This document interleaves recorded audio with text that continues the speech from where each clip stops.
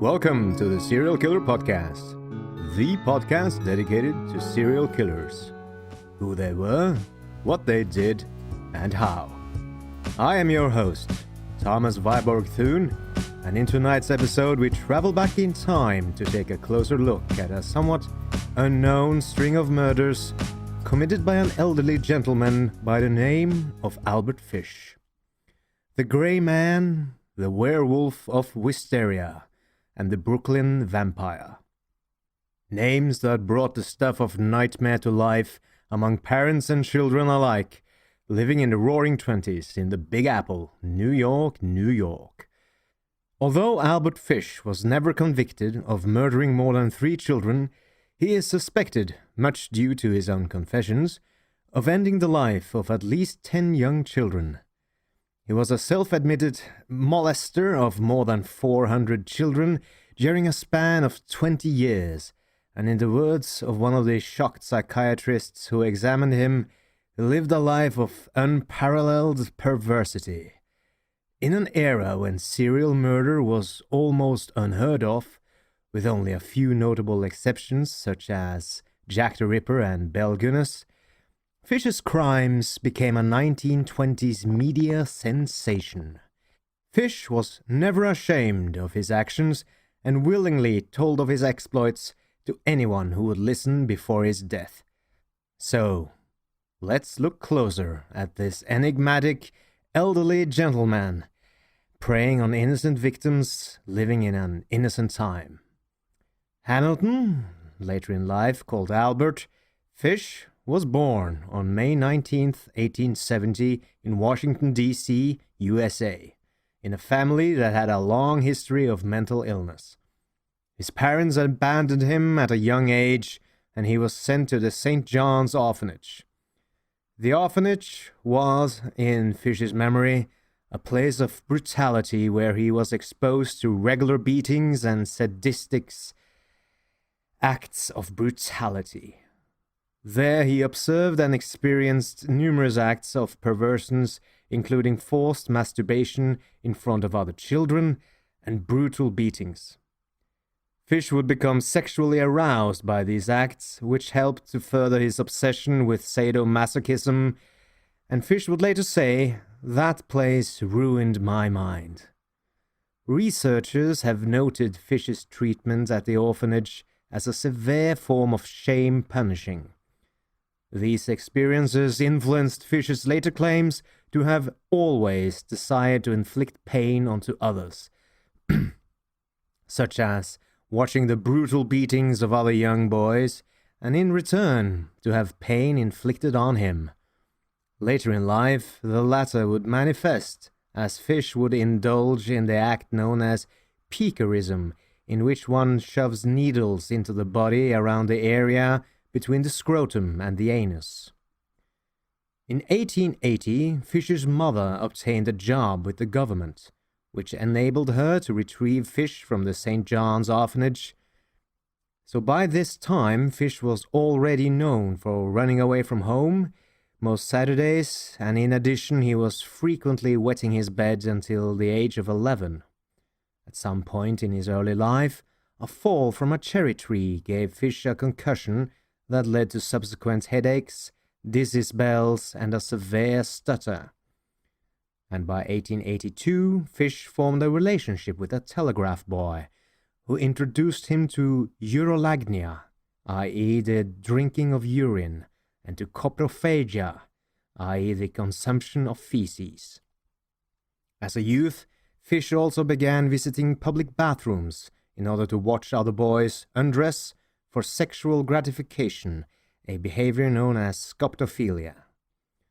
When Fish turned 15, he graduated from public school, and in order to rid himself of some of the extreme mockery he was subjected to by his classmates, including being called ham and eggs, he changed his name from Hamilton to Albert, which was the former name of one of his younger brothers that had died.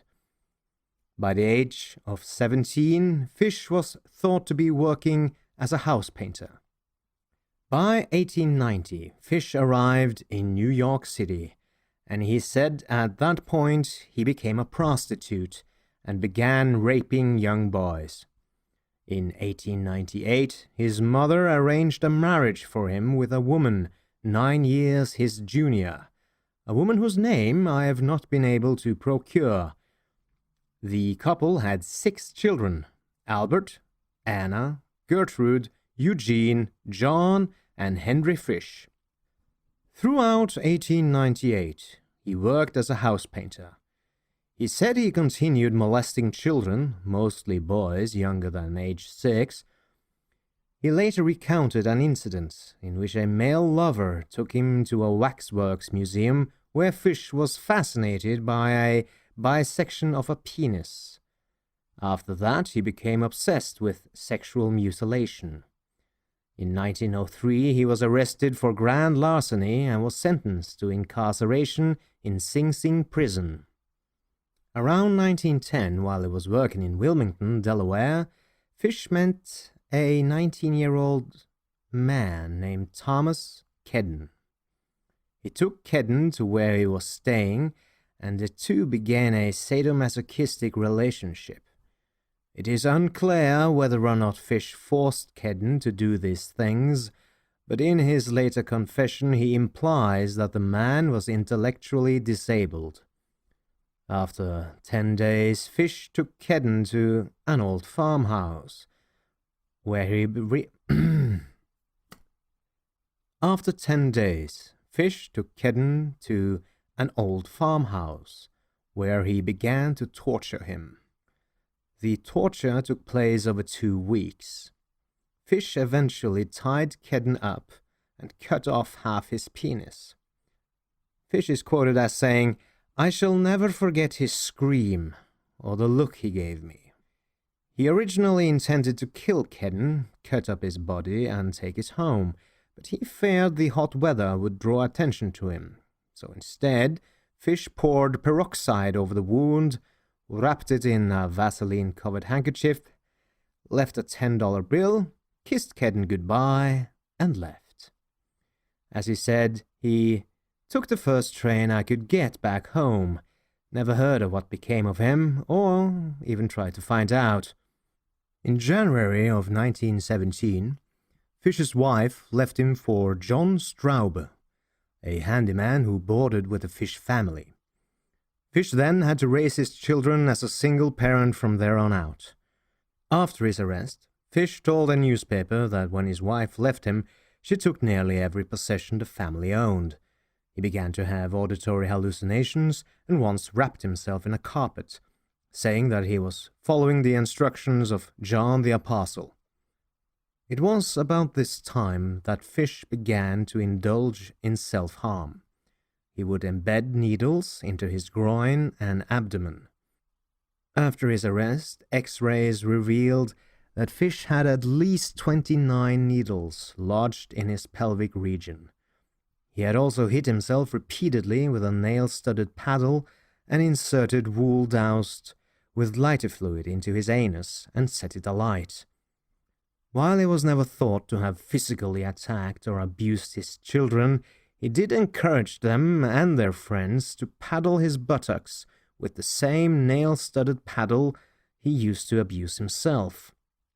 Although few sources confirm this, Fish told investigators he had his children insert needles into his scrotum in addition to the paddling. He soon developed a growing obsession with cannibalism, often preparing himself a dinner consisting solely of raw meat and sometimes serving it to his children. In about 1919, Fish escalated his depravity to attempted murder and stabbed an intellectually disabled boy in Georgetown, Washington, D.C. Fish chose people who were either mentally handicapped or African American as his victims, explaining that he assumed these people would not be missed when killed. On July 11, 1924, Fish found 8-year-old Beatrice Keel playing alone on her parents' Staten Island farm. He offered her money to come and help him look for rhubarb. She was about to leave the farm when her mother chased Fish away. Fish left but returned later to the Keel's barn, where he tried to sleep but was discovered by Hans Keel and forced to leave. During 1924, the now 54-year-old Fish, suffering from psychosis, felt that God was commanding him to torture and sexually mutilate children. Shortly before his famous abduction of Grace Budd, Fish attempted to test his implements of hell on a child he had been molesting named Cyril Quinn. Quinn and his friend were playing boxball on a sidewalk when Fish asked them if they had eaten lunch. When they said they had not, he invited them into his apartment for sandwiches. While the two boys were wrestling on Fish's bed, they dislodged his mattress. Underneath was a knife, a small handsaw, and a meat cleaver. They became frightened and ran out of the apartment, thus probably saving themselves from certain torture and death. And so, dear listener, as we venture from the Belle Epoque of America's 1890s and 1910s into the roaring 20s, we find ourselves witness to young Edward Budd, an enterprising 18-year-old. He was determined to make something of himself and escape the desperate poverty of his parents. On May 25th, 1928, he put a classified ad in the Sunday edition of the New York World. Young man, 18, wishes position in country. Edward Budd, 406 West 15th Street. He was a strapping young fellow who was eager to work and contribute to the well-being of his family. Trapped in the dirty, stinking, crowded city in a miserable tenement with his father, mother, and 4 younger siblings, he longed to work in the country where the air was fresh and clean. On the following Monday, May 28th, Edward's mother, Delia, a huge mountain of a woman, answered the door to an elderly man. He introduced himself as Frank Howard, a farmer from Farmingdale, Long Island, who wanted to interview Edward about a job. Delia told her 5-year-old Beatrice to get her brother at his friend's apartment. The old man beamed at her and gave her a nickel. While they waited for Edward, Delia had a chance to get a better look at the old man. He had a very kindly face, framed by grey hair and accented by a large, droopy grey moustache. He explained to Mrs. Budd that he had earned his living for decades as an interior decorator in the city, and then retired to a farm he had bought with his savings. He had 6 children that he raised by himself since his wife had abandoned them all over a decade ago. At that moment, Edward came in and met Mr. Howard, who remarked at the boy's size and strength. Edward assured the old man he was a hard worker. Mr. Howard then offered him $15 a week, which Edward accepted joyfully. Howard even agreed to hire Willie, Edward's closest friend. Mr. Howard had to leave for an appointment and promised to come back on Saturday to pick them up. The boys were thrilled, and the Budds were happy that a good position with the kindly old gentleman had come so quickly from Edward's modest ad. Saturday, June 2nd, was supposed to be the big day, but Mr. Howard didn't show up. Instead, they got a handwritten note from Mr. Howard saying he had been delayed and would call in the morning. The morning around 11, Frank Howard came to the Budds' apartment bringing gifts of strawberries and fresh creamy pot cheese. "These products come direct from my farm," he explained. Delia persuaded the old man to stay for lunch. For the first time, Albert Budd Sr. had an opportunity to talk with his son's new employer. It was the kind of talk that makes a father very happy. Here was this kindly, polite old gentleman rapturously describing his 20 acres of farmland, his friendly crew of farmhands, and a simple, hearty country life. Once they sat down to lunch, the door opened and a lovely 10-year-old girl appeared. Gracie was humming a song. Her huge brown eyes and dark brown hair contrasted with her very pale skin and pink lips. She would be a real heartbreaker someday.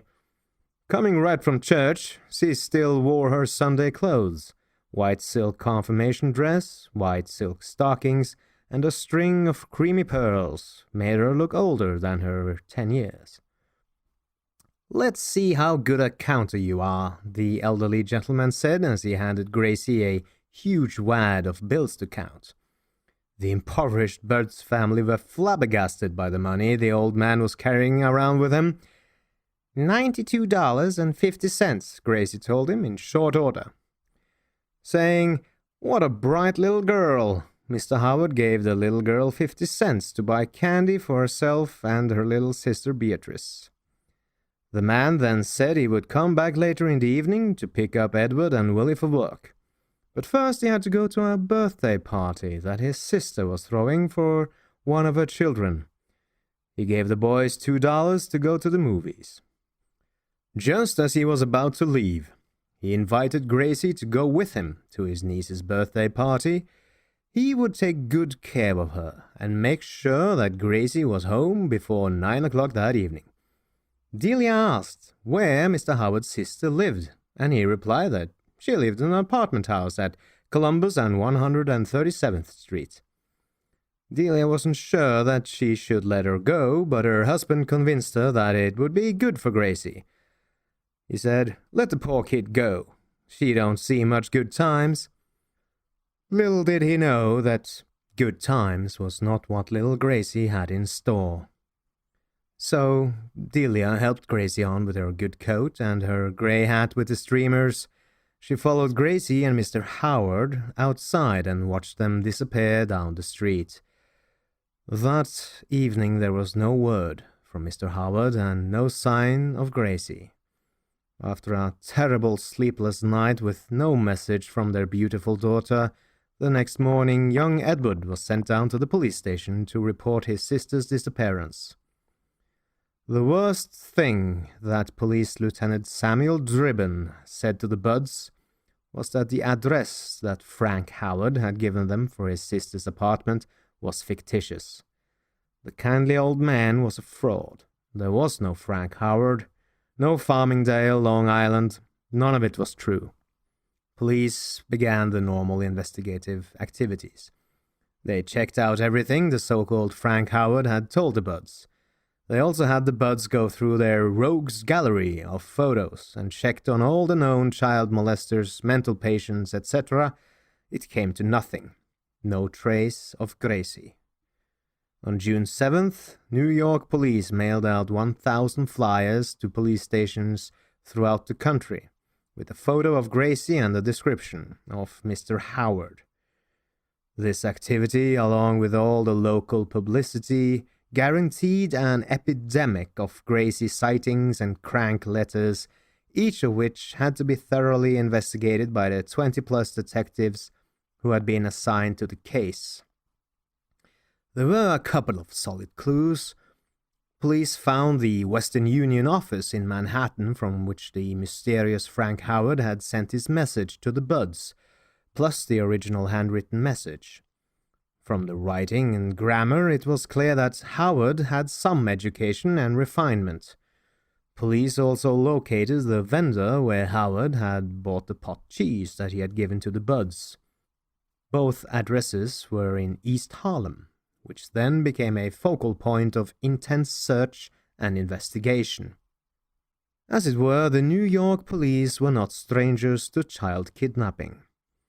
In fact, there was an oddly similar case just a year before. On February 11th, 1927, 4-year-old Billy Gaffney played in the hallway outside his apartment with his 3-year-old neighbor who was also named Billy. A 12-year-old neighbor who was babysitting his sleeping baby sister went to join the boys, but went back to his apartment quickly after hearing his sister cry. A few minutes later, the older boy noticed that the two Billies were gone. told the younger Billy's father. After a desperate search, the father found his 3-year-old son alone on the top floor of the building. His son had been up on the roof. "Where's Billy Gaffney?" the man asked his son. "The boogeyman took him," the little boy replied. The next day, when a platoon of detectives came to investigate the disappearance of the Gaffney boy, they ignored the 3-year-old witness, who stuck to his simple explanation. At first, the police thought the boy had wandered outside into some of the factory buildings in the neighborhood, or, worse, had fallen into the Gowanus Canal a few blocks away. People in the community organized a search, and the canal was dredged, but there was no sign of little Billy. Eventually, someone listened to the 3-year-old witness, who gave them a description of the boogeyman. He was a slender old man with grey hair and a grey moustache.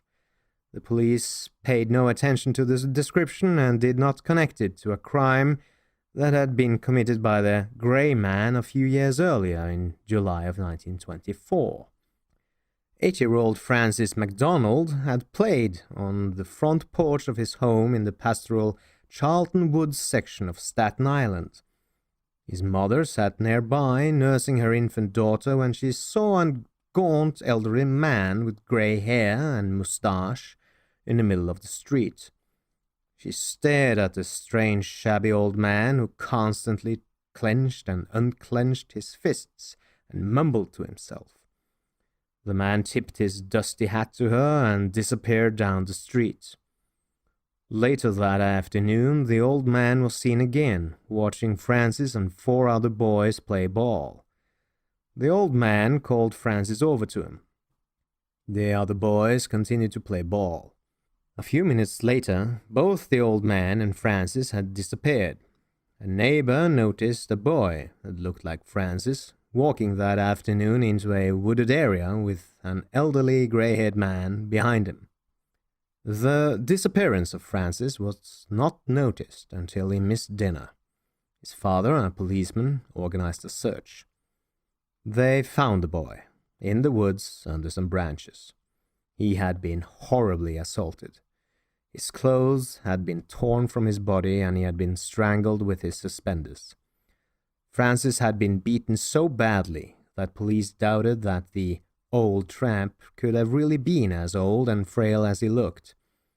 The beatings were so severe that perhaps the old tramp had an accomplice who had the strength to maul the child. Had the police been faster to connect these 2 child abductions with the abduction of little Gracie they now was faced with, her fate might not have been sealed. But, as was the practice in this time, different police districts did not really cooperate, and there were no centralized registry of missing children as we have today with Amber Alerts. And of course, the FBI did not exist yet. And so, despite massive efforts of the police and the community, the Grey Man had vanished into thin air. Years later, in November of 1934, the Gray's Bud case was officially still open, although nobody ever expected it to be solved. Only one man, William F. King, continued to pursue the case. Every once in a while, King would plant a phony item about a break in the case with newspaperman Walter Winchell. On November 2nd, 1934, Winchell took the bait and published the following. "I checked on the Gray's Bud mystery," Winchell wrote in his column. "She was 8 when she was kidnapped about 6 years ago, and it is safe to tell you that the Department of Missing Persons will break the case, or they expect to, in 4 weeks. 10 days later, Delia Budd received a letter that her lack of education fortunately prevented her from reading. Her son, Edward, read it instead and ran out the door to get Detective King. The letter was singularly barbarous and is still probably the most famous letter from a serial killer, except the notorious From Hell letter Jack the Ripper had sent police in Victorian-era London. The letter sent to Buds reads as follows. My dear Mrs. Budd, in 1894, a friend of mine shipped as a deckhand on the steamer Tacoma, Captain John Davis. They sailed from San Francisco for Hong Kong, China. On arriving there, he and 2 others went ashore and got drunk. When they returned, the boat was gone. At the time, there was a famine in China. Meat of any kind was from $1 to $3 a pound. So great was the suffering among the very poor that all children under 12 were sold for food in order to keep others from starving. A boy or girl under 14 was not safe in the street. You could go in any shop and ask for steak, chops, or stew meat. Parts of the naked body of a boy or girl would be bought out and just what you wanted cut from it. A boy or girl's behind, which is the sweetest part of the body and sold as veal cutlet, brought the highest price. John stayed there so long he acquired a taste for human flesh.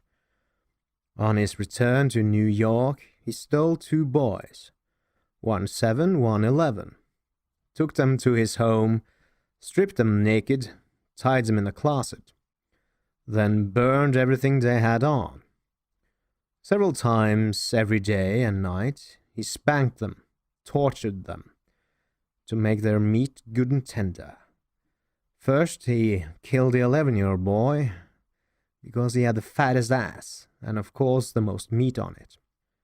Every part of his body was cooked and eaten, except the head, bones, and guts. He was roasted in the oven, all of his ass, boiled, broiled, fried, and stewed.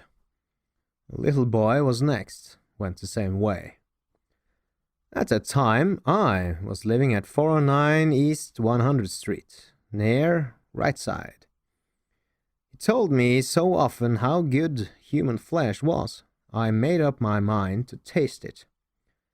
On Sunday, June the 3rd, 1928, I called on you at 406 West 15th Street.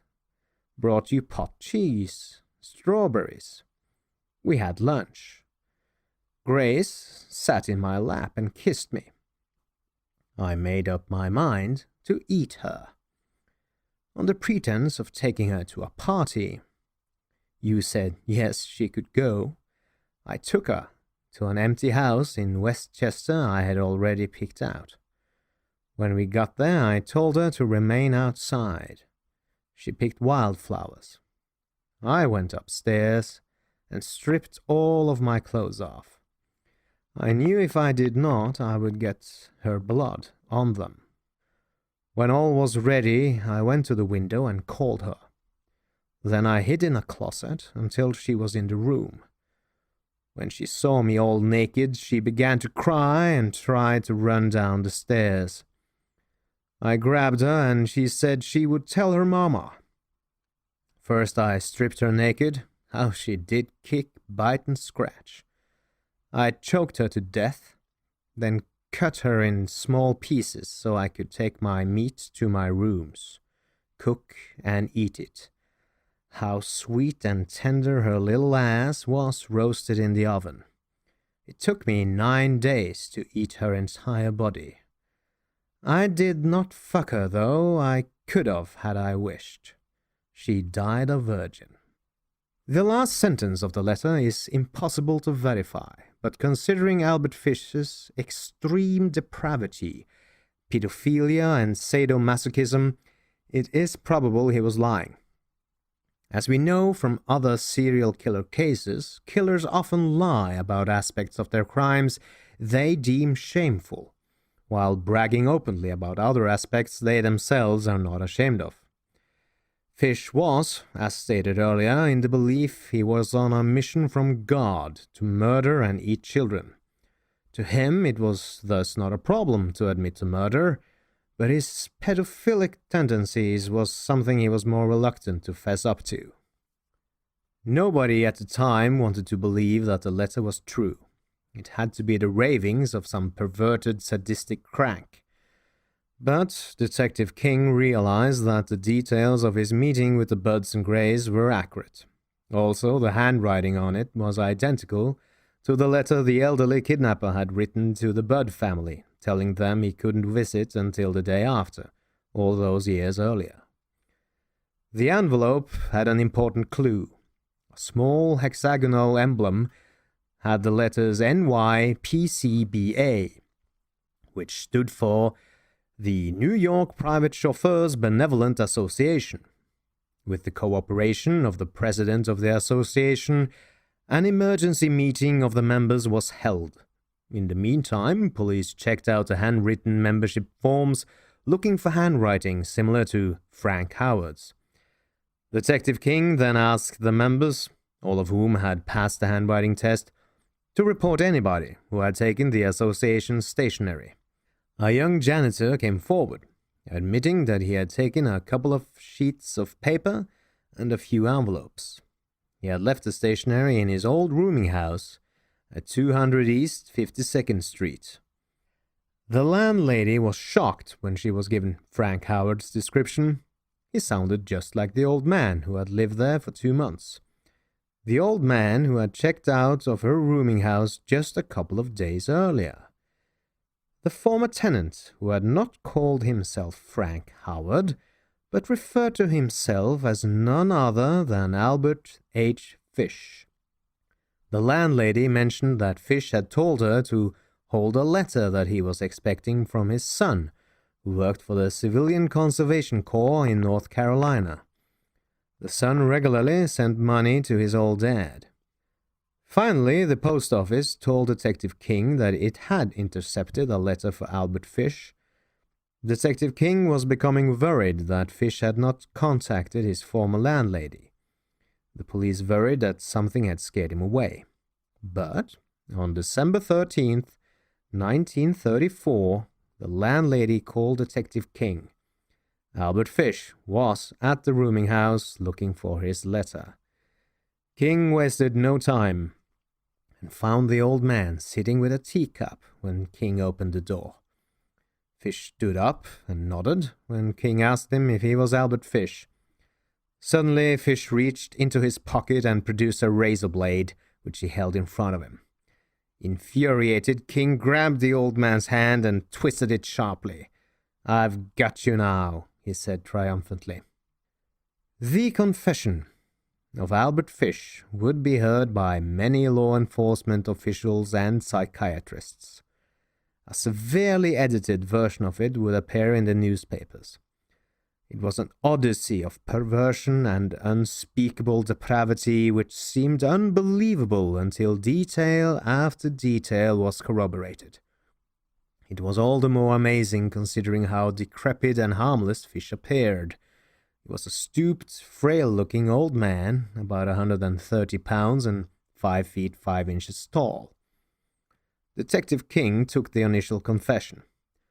Fish told him that in the summer of 1928 he had been overcome by what he called his bloodthirst, his need to kill.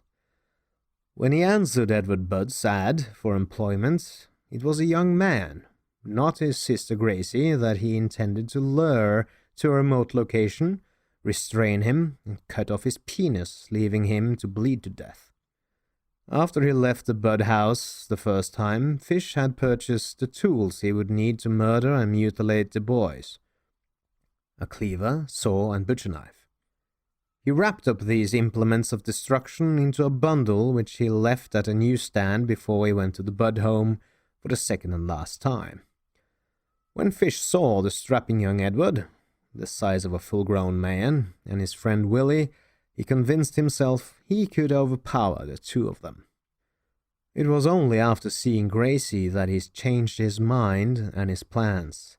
It was she he desperately wanted to kill. With the unsuspecting Gracie in tow, he stopped back at the newsstand to pick up his murder kit, wrapped in a bundle, before taking a train to the Bronx, and then to the village of Worthington in Westchester. For Grace, he only bought a one-way ticket. Grace was enthralled with the 40-minute ride into the countryside. Only twice in her life had she been out of the city. This was a wonderful treat for her. At the station in Worthington, Fish was so absorbed in his monstrous plan that he left his bundle of tools on the train. Ironically, Grace noticed and reminded him to bring his package. They walked along a remote road until they reached an abandoned 2-story building called Wisteria Cottage, in the midst of a wooded area. What happened next was already known, since Fish had written about it in detail in his letter to little Gracie's mother. After his confession, Detective King had a final question. What caused you to do so horrible a thing? You know, Fish answered, I never really could account for it. That day, the police went to Wisteria Cottage and recovered the remains of Gracie.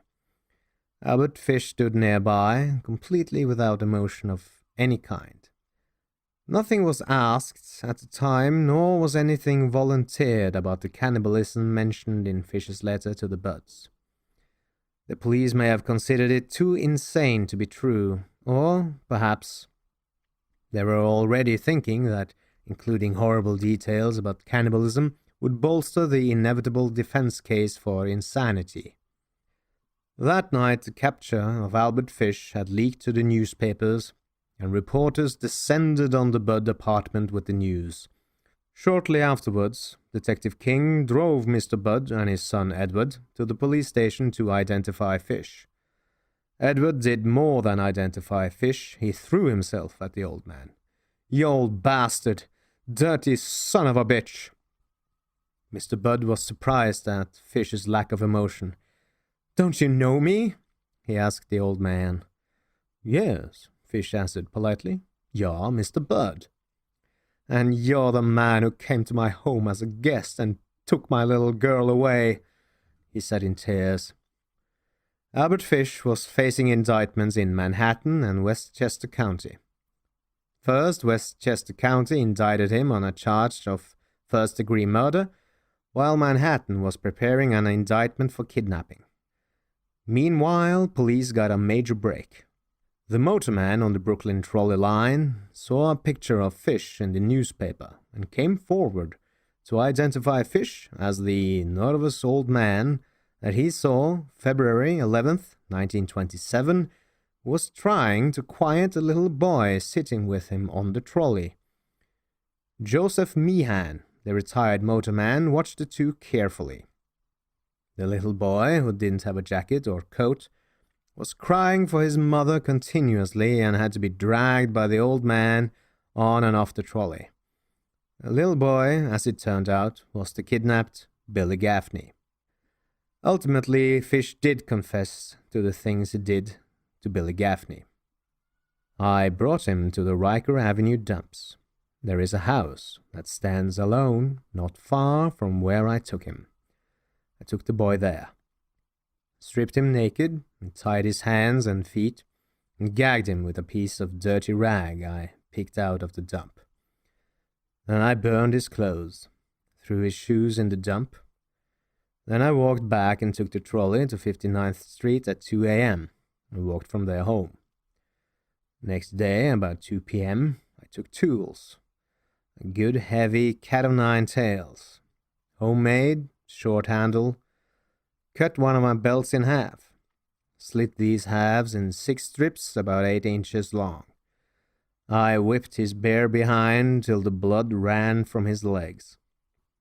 I cut off his ears, nose, slit his mouth from ear to ear, gouged out his eyes. He was dead then. I stuck the knife in his belly and held my mouth to his body and drank his blood. I picked up 4 old potato sacks and gathered a pile of stones. Then I cut him up. I had a grip with me. I put his nose, ears, and a few slices of his belly in the grip, and I cut him through the middle of his body, just below the belly button. Then through his legs about 2 inches below his behind. I put this in my grip with a lot of paper. I cut off the head, feet, arms, hands, and the legs below the knee.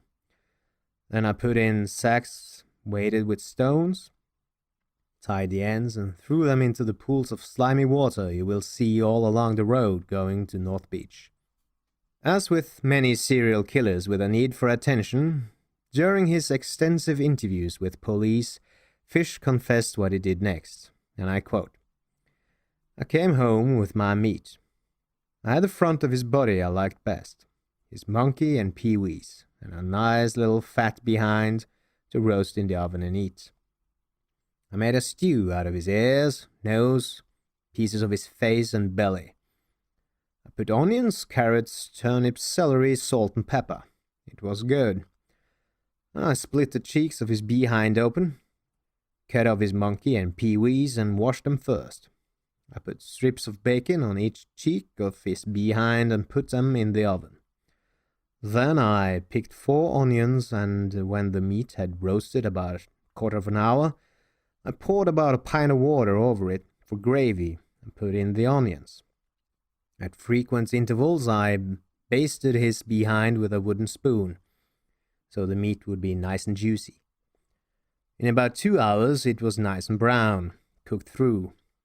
I never ate any roast turkey that tasted half as good as his sweet fat little behind did. I ate every bit of the meat in about 4 days. His little monkey was as sweet as a nut, but his peewees I could not chew. Threw them in the toilet."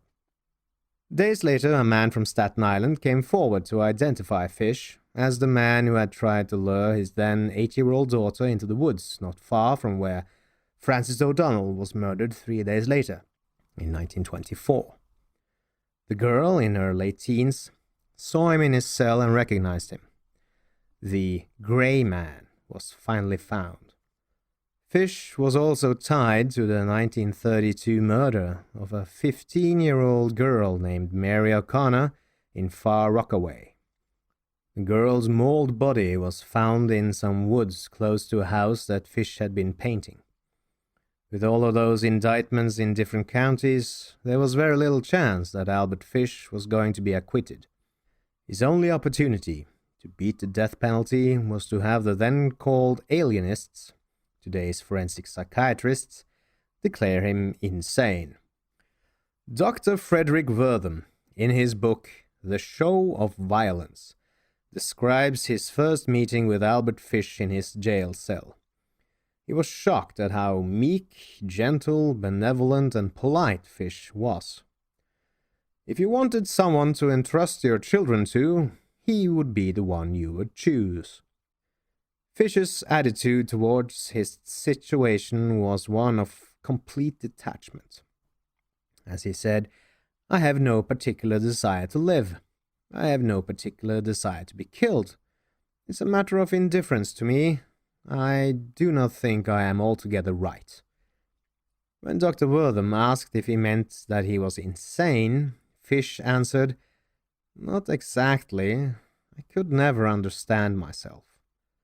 Psychosis seems to have galloped through Fish's family history from what Dr. Wertham could ascertain.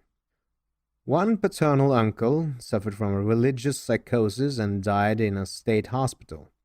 A half-brother also died in a state hospital. A younger brother was feeble-minded and died of hydrocephalus.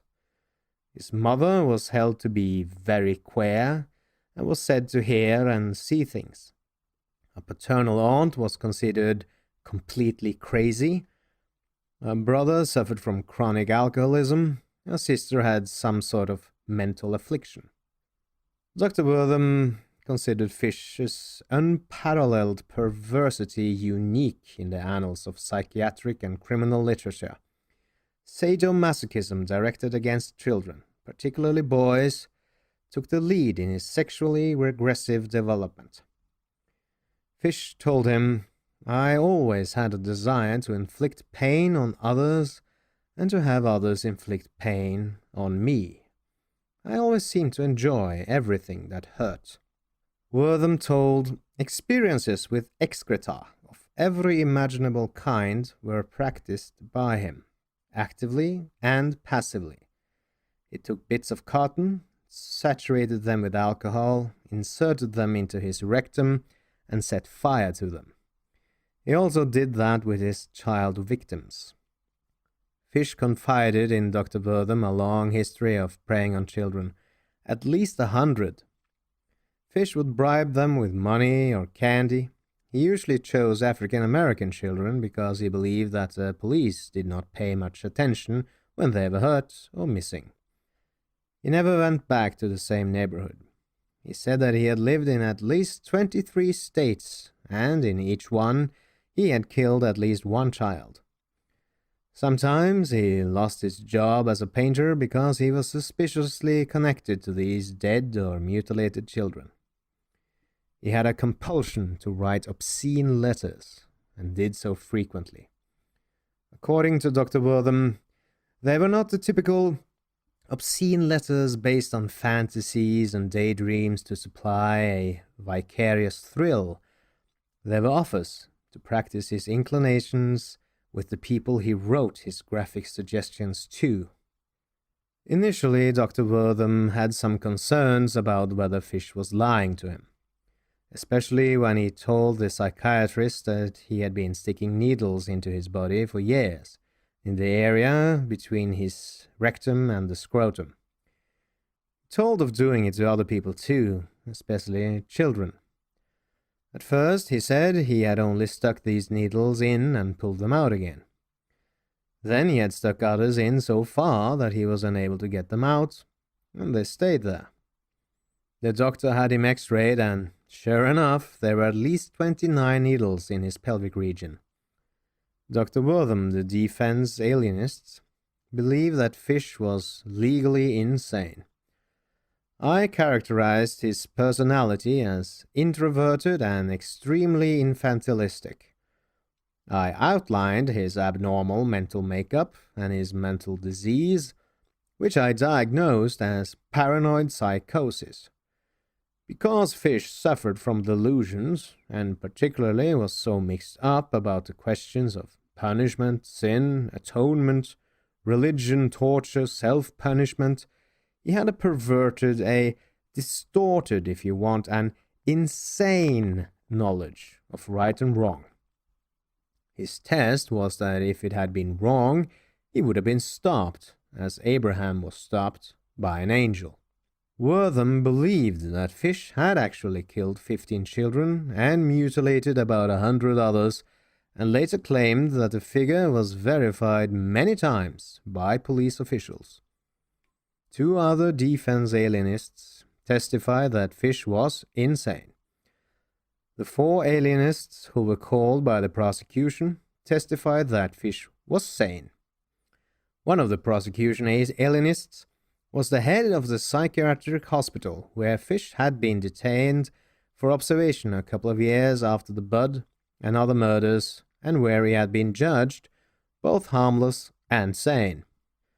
The trial of Albert Fish for the premeditated murder of Grace Budd began on Monday, March 11th, 1935, in White Plains, New York, in Justice Frederick P. Close's court.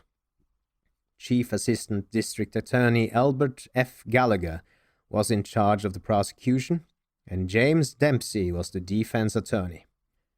Dempsey planned to attack the competence of the Bellevue Hospital alienists, who had observed Fish in 1930 and declared him sane. He also planned to establish that Fish was suffering from lead colic, a dementia often suffered by house painters. Gallagher's chief strategy was summarized early in the trial, and I quote, "Now, in this case, there is a presumption of sanity. The proof, briefly, will be that this defendant is legally sane and that he knows the difference between right and wrong, and the nature and quality of his acts, that he is not defective mentally, that he had a wonderful memory for a man of his age, that he has complete orientation as to his immediate surroundings, that there is no mental deterioration, but that he is sexually abnormal, that he is known medically as a sex pervert or a sex psychopath, that his acts were abnormal, but that when he took this girl from her home on the 3rd day of June, 1928, and in doing the act, and in procuring the tools with which he killed her, bringing her up here to Westchester County, and taking her into this empty house surrounded by woods in the back of it, he knew it was wrong to do that, and that he is legally sane and should answer for his acts. Defense attorney Dempsey focused on Fish's strange life and the self-flagellation with nail-studded paddles and needles. Then he brought up Fish's competence as a father and his love for his children. In spite of all these brutal, criminal, and vicious proclivities, there is another side to this defendant. He has been a very fine father. He never once in his life laid a hand on one of his children. He says grace at every meal in his house. In 1917, when the youngest one of his 6 children was 3, his wife left him. And from that time down until shortly before the Grace Budd murder in 1928, he was a mother and a father to those children. Dempsey closed his remarks by reminding the jury that it was up to the prosecution to prove that a man who killed and 8 children was sane. The trial lasted 10 days, and the jury took less than an hour to reach its verdict. "We find the defendant guilty as charged," the foreman said. Fish was not happy with the verdict, but the prospect of being electrocuted had its appeal to him. A Daily News reporter wrote, "His watery eyes gleamed at the thought of being burned by a heat more intense than the flames with which he often seared his flesh to gratify his lust." Fish thanked the judge for his sentence of death by electrocution, and less than a year after his trial, Hamilton Albert Fish ate his last meal. Shortly after 11 p.m., on January 16th, 1936, Fish was strapped into the chair. Harold Schechter, in his book Deranged, describes the end. At the sight of the electric chair, Fish did not quail, as even the hardest men often did, though he did not seem like someone who was looking forward to the supreme thrill of his life either. Hands clasped in prayer, he lowered himself into the chair and allowed the straps to be adjusted around his arms, legs, and torso. His face looked very pale in the instants before Robert Elliott, the gaunt, grey-haired executioner, slipped the black death mask over it. The leather cap with its electrode was fitted to the old man's close-shaven head. After fastening the chin strap, Elliott stooped to secure the second electrode to Fish's right leg beneath the trouser slit. Then he stepped to the control panel. Part of the legend surrounding the demise of the real-life model for Hannibal Lecter happened at the moment of his death. The needles that were part of his body were claimed to have short-circuited the first effort to end his life. But Schechter disputes that, and I quote, "Afterward, stories circulated that the needles in the old man's body had procured a burst of blue sparks when the electricity was activated. But this was simply part of the folklore that grew up around Fish in the following years. There were no pyrotechnics. Fish died like other men." And with that, the story of a real-life Hannibal Lecter comes to an end. I have been your host, Thomas Warburg Thune, and if you enjoy this podcast, please subscribe to it, and feel free to visit its website, www.serialkillerpod.wordpress.com. Thank you, dear listener, for listening, and join me next time for another tale of serial murder.